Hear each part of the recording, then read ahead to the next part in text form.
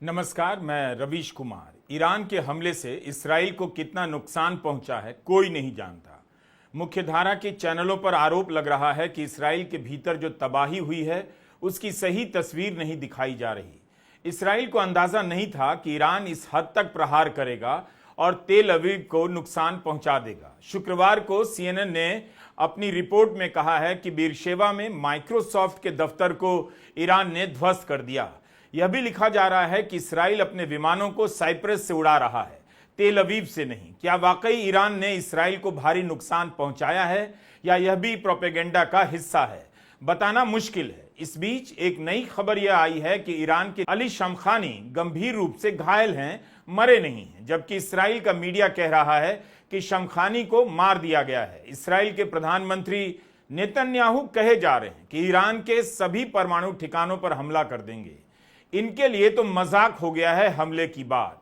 Netanyahu के आगे global leader नतमस्तक हुए जा रहे हैं, वरना कोई उनसे पूछता कि जिन जिन देशों के पास न्यूक्लियर प्लांट हैं क्या वहां भी जाएंगे अटैक करने, उनके न्यूक्लियर प्लांट पर भी हमला करेंगे। पता भी है कि न्यूक्लियर प्लांट पर हमला होगा तो कितना खतरनाक परिणाम हो सकता है। इंसान से लेकर पेड़ पौधे पशु पक्षी इन सब पर क्या असर पड़ेगा। रूस के एटॉमिक एनर्जी कॉरपोरेशन के प्रमुख अलेक्सी लिखाचेव ने कहा है कि अगर इस्राएल ने बुशहर के न्यूक्लियर प्लांट पर हमला किया तो तबाही मच जाएगी। इस तरह का हमला करके आप अच्छे और बुरे का फर्क मिटा देते हैं। उनका संस्थान हालात पर नजर बनाए हुए है, यहां तक कि ईरान के इस प्लांट पर रूसी विशेषज्ञ भी काम कर रहे हैं। 1986 की घटना है। पूर्व सोवियत संघ के चेर्नोबिल परमाणु प्लांट के रिएक्टर में अचानक धमाका हो गया। आज यह जगह यूक्रेन में है। रिएक्टर के निर्माण और मानवीय त्रुटि के चलते भाप का दबाव इतना ज्यादा हो गया कि रिएक्टर की छत फट गई और भयानक धमाका हुआ। रातों रात प्रिप्याट शहर को खाली किया गया। प्लांट में काम करने वाले कर्मचारियों के अलावा कई बचाव कर्मियों की दर्दनाक मौत हो गई और बहुत से लोगों की सेहत पर इसका बुरा परिणाम पड़ा। 5000 से अधिक लोगों को थायराइड का कैंसर हो गया। 15 लोगों की मौत हो गई। चेर्नोबिल की आबो हवा दूषित हो गई और एक बसा बसाया शहर खंडहर हो गया। माना जाता है कि रिएक्टर के भीतर के रेडियो एक्टिव कोर का 5% हिस्सा बाहर आ गया था। सिर्फ इतने हिस्से से निकला प्रदूषण हवाओं के रास्ते बहता हुआ पूर्व सोवियत संघ के अन्य हिस्सों में फैल गया। यूक्रेन, रूस, बेलारूस तक चला गया। यूरोप के कुछ इलाकों में भी इसका असर हुआ। रिपेयर के काम में जुटे 2 लाख लोगों पर भी रेडिएशन का असर देखा गया। रूस इसलिए बार बार चेतावनी दे रहा है कि न्यूक्लियर प्लांट पर हमला करना ठीक नहीं होगा। रूस के राष्ट्रपति पुतिन ने साफ कह दिया है कि ईरान के न्यूक्लियर प्लांट में जो भी रूसी विशेषज्ञ काम कर रहे हैं वहां से नहीं हटाए जाएंगे। इसका मतलब है कि उधर से चैलेंज आ रहा है कि अगर इस हमले में रूसी नागरिकों को कुछ भी हुआ तो देख लेना। अमेरिका अगर ईरान को कह सकता है कि उसके नागरिकों को कुछ नहीं होना चाहिए तो क्या रूस इस्राएल को नहीं कह सकता।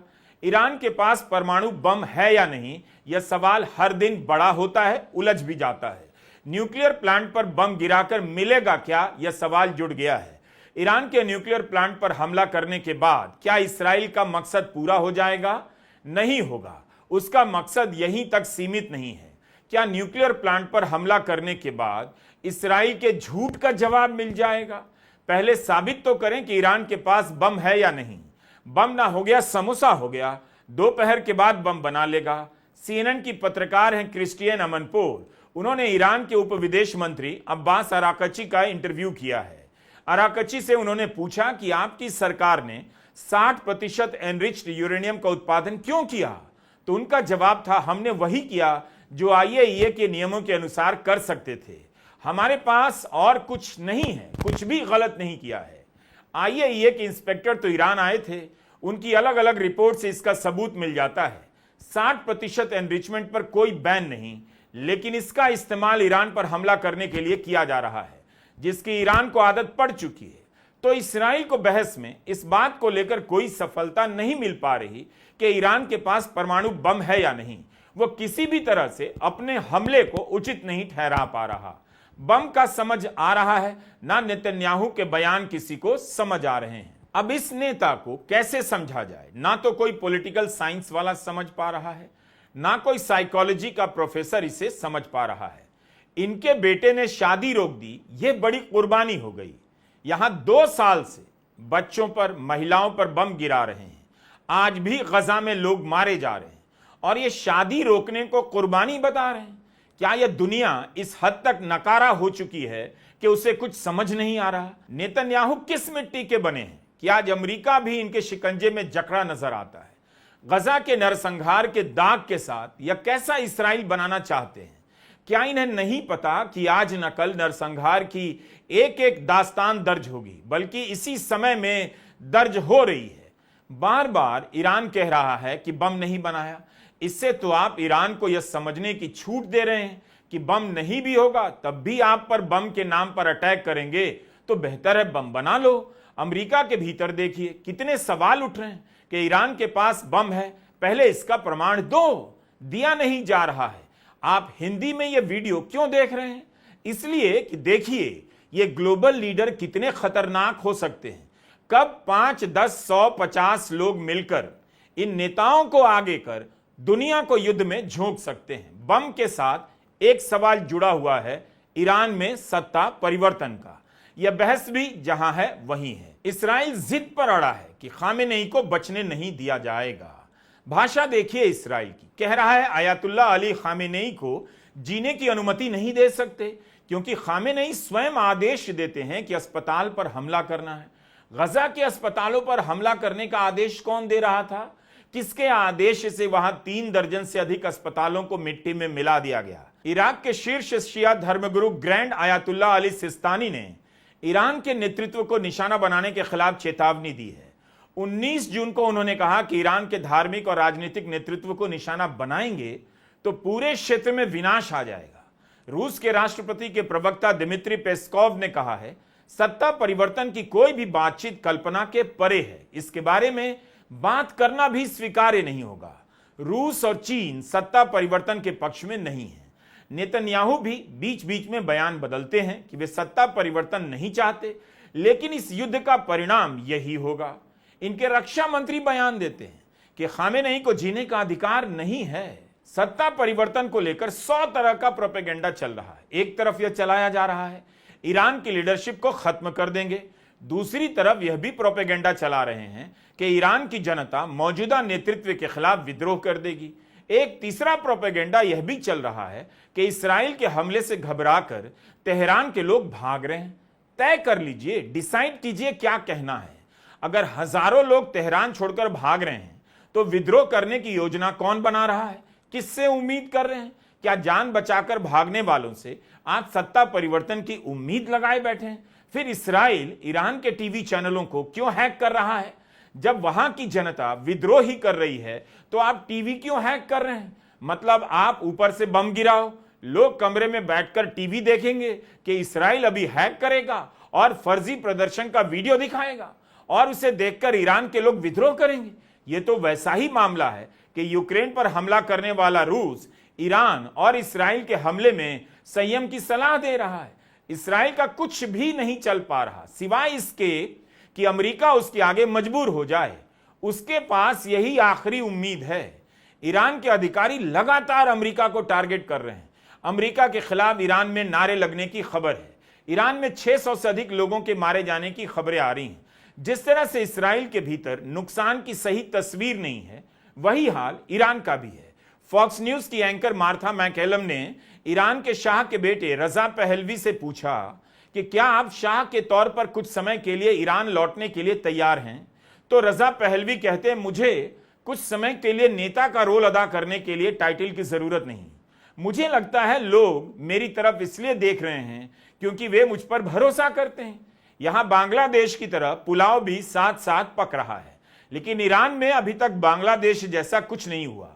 इसीलिए कहा जाता है कि देश कोई भी हो, वहां अगर लोकतंत्र है तो विपक्ष को भी मजबूत किया जाना चाहिए। जहां भी विपक्ष कमजोर हो जाता है, गुलाम हो जाता है, उस देश को, उस लोकतंत्र को हथियारों के सौदागर आलू बैगन का भरता बना देते हैं। जनता की हालत खराब हो जाती है। 20-20 साल से एक पार्टी का राज चला आ रहा है। किसी को पता नहीं कि सरकार के भीतर क्या चल रहा होता है। सत्ताएं बदलती रहती हैं तो कम से कम लोकतंत्र का पहिया घूमता रहता है। रही बात ईरान में सत्ता परिवर्तन की, तो उसे लेकर साफ नहीं कि हवाई हमले से सत्ता परिवर्तन वहां कैसे हो जाएगा। अगर ईरान की सत्ता को इस्राइल हटा देता है तो कैसे भरोसा किया जाए कि वहां के हालात इराक, सीरिया, अफगानिस्तान और लीबिया से अलग होंगे, बेहतर होंगे? इनमें से किस देश में स्थिति बेहतर हो गई? ईरान और इस्राइल के बीच उस झगड़े को आप यह मत समझकर देखिए कि कोई जटिल मामला है, बिल्कुल नहीं। इंटरनेशनल पॉलिटिक्स है, समझ नहीं आएगी ऐसा मत सोचिए। जैसे बाहुबली आपके जिले में प्लॉट कब्जा लेते हैं और आप दशकों मुकदमा लड़ते हुए इस दुनिया से चले जाते हैं, इससे ज्यादा का मामला यह नहीं। अब पता चल रहा है कि दुनिया में सैनिक क्षमता का डंका बजवाने वाला देश इस्राइल अपने सैनिक ठिकाने कहां बनाकर बैठा है? आम लोगों के मोहल्लों में, अस्पतालों के बेसमेंट में, ताकि जब इन पर हमला हो तो नागरिकों पर हमले के बहाने हल्ला किया जा सके। नागरिक की सुरक्षा के लिए सैनिक ठिकाने बनाए जाते हैं। ऐसा लग रहा है कि इस्राइल में सैनिकों की सुरक्षा के लिए नागरिक ठिकाने बनाए गए हैं। कोई दलील उसकी जम नहीं रही, सिवाय इसके कि हम दादा हैं, हमको बम मारने का मन किया है तो हम मारेंगे। अब इन पर आइए, आप हैं अमेरिका के राष्ट्रपति, क्या वाकई आपसे फैसला नहीं हो पा रहा कि ईरान पर हमला करना है या नहीं? कहीं यह भी कोई नया झांसा तो नहीं कि 2 हफ्ते बाद हमले को लेकर फैसला लेंगे, ताकि बाद में कह सकें कि हमने बातचीत का प्रयास किया, समय लिया, तो अब हमला कर रहे हैं? इस्राइल अपनी योजना पर दशकों इंतजार कर सकता है, 2 सप्ताह और इंतजार कर लेगा, लेकिन 2 सप्ताह में क्या बदल जाएगा? 2 साल से गजा में नरसंहार चल रहा है, अमेरिका से तो रोका नहीं गया, आज भी हर दिन गजा में हत्याएं हो रही हैं। तो इस 2 हफ्ते में बातचीत से क्या निकल जाएगा? क्या अमेरिका अपनी शर्तों को छोड़ देगा? ईरान कैसे मान लेगा कि वह नागरिक इस्तेमाल के अपने न्यूक्लियर प्लांट को बंद करने जा रहा है? अच्छी बात है कि ट्रंप अपने विकल्प खुले रखना चाहते हैं, लेकिन इस 2 हफ्ते में क्या बदल जाएगा जो 2 साल से नहीं बदल सका है? 20 जून को ईरान के विदेश उपमंत्री अब्बास अराकची ब्रिटेन, फ्रांस और जर्मनी के विदेश मंत्रियों से मिलने वाले हैं। जिनेवा में होने वाली इस मुलाकात में अमेरिका या इस्राइल की तरफ से कोई प्रतिनिधि शामिल नहीं होगा।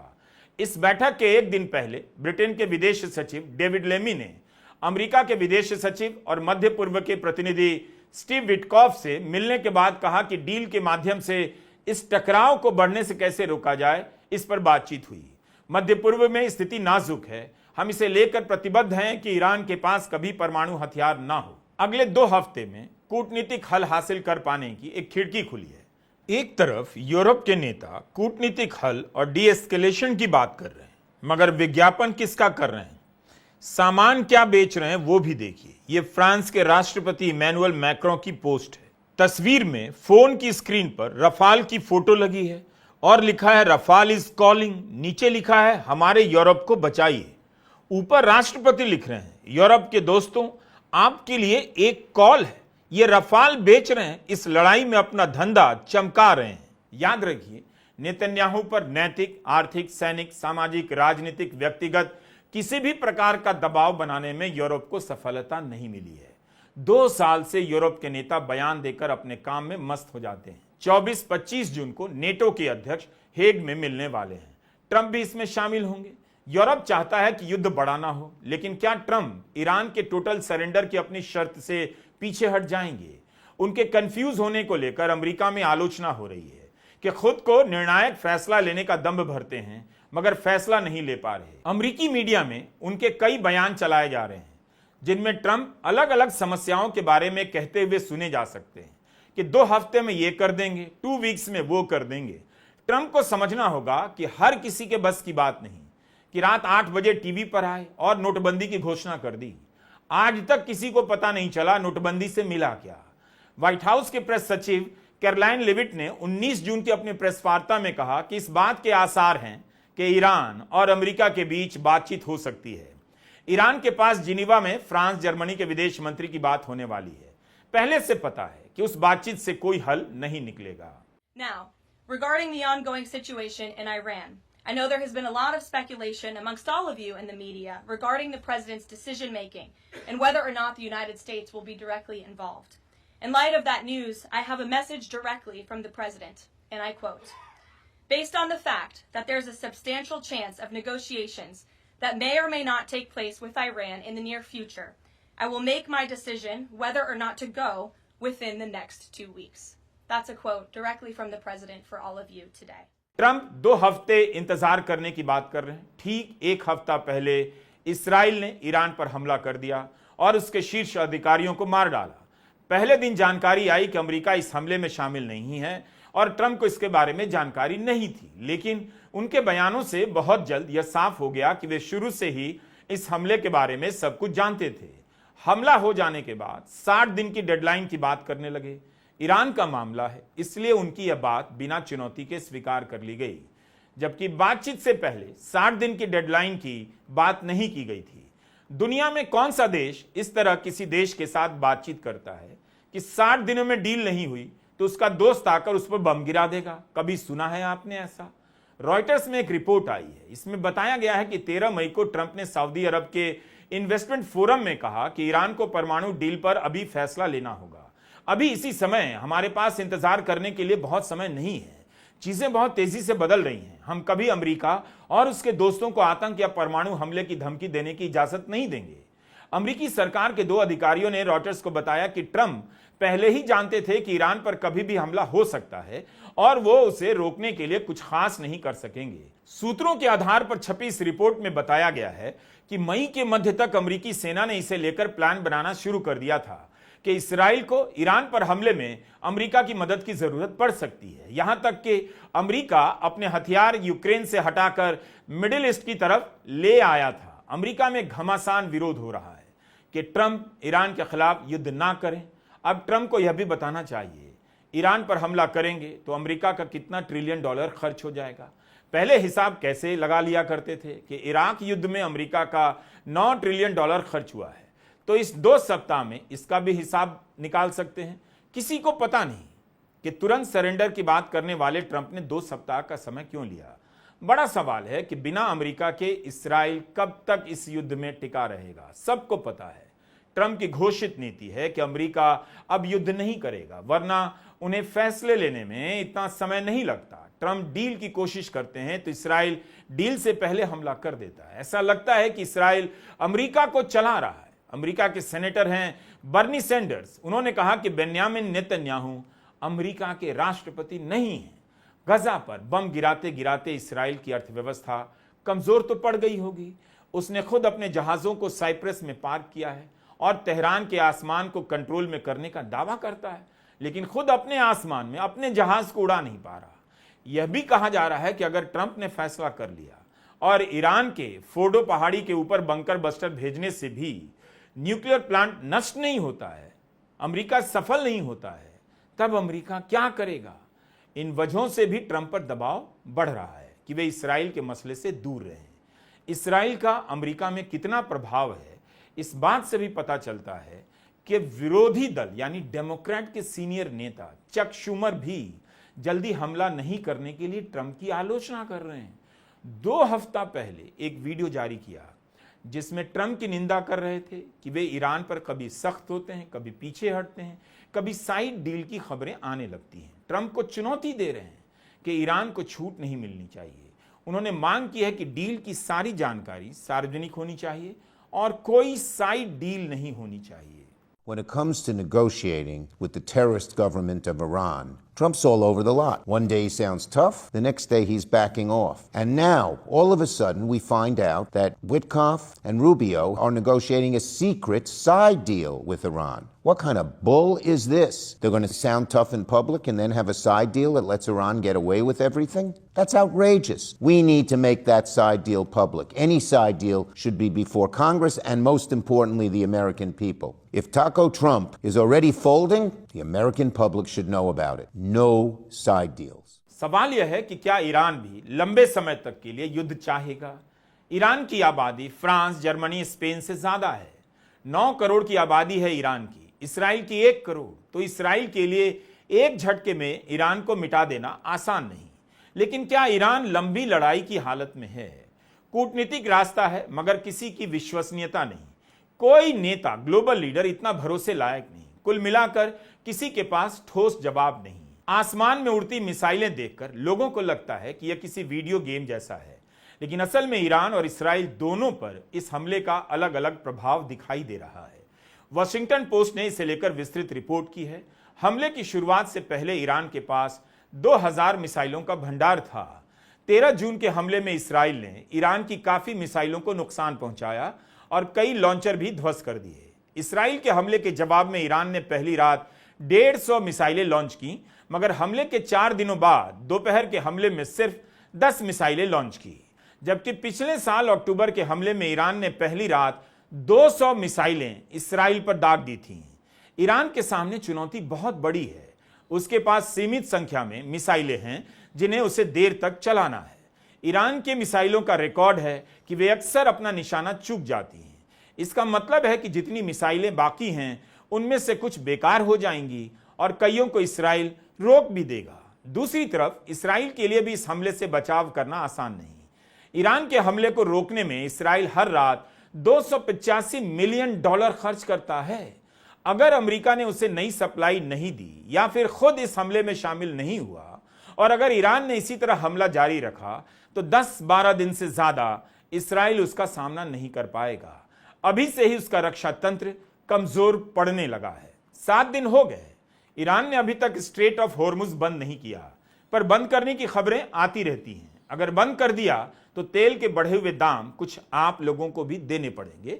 जो इस वक्त वीडियो देख रहे हैं हमारा, आप ईरान के साथ हैं या इसराइल के साथ हैं, इससे कोई फर्क नहीं पड़ता। आपको तेल के बढ़े हुए दाम के साथ रहना ही होगा और अपनी जेब ढीली करनी पड़ेगी। अभी तक यही समझ में आ रहा है, अमेरिका या तो मन बना चुका है या फिर ईरान पर हमला करने के लिए उलझन में होने का नाटक कर रहा है। ईरान के लिए अमेरिका के दोनों प्रकार के मूड को समझना अब मुश्किल नहीं होना चाहिए।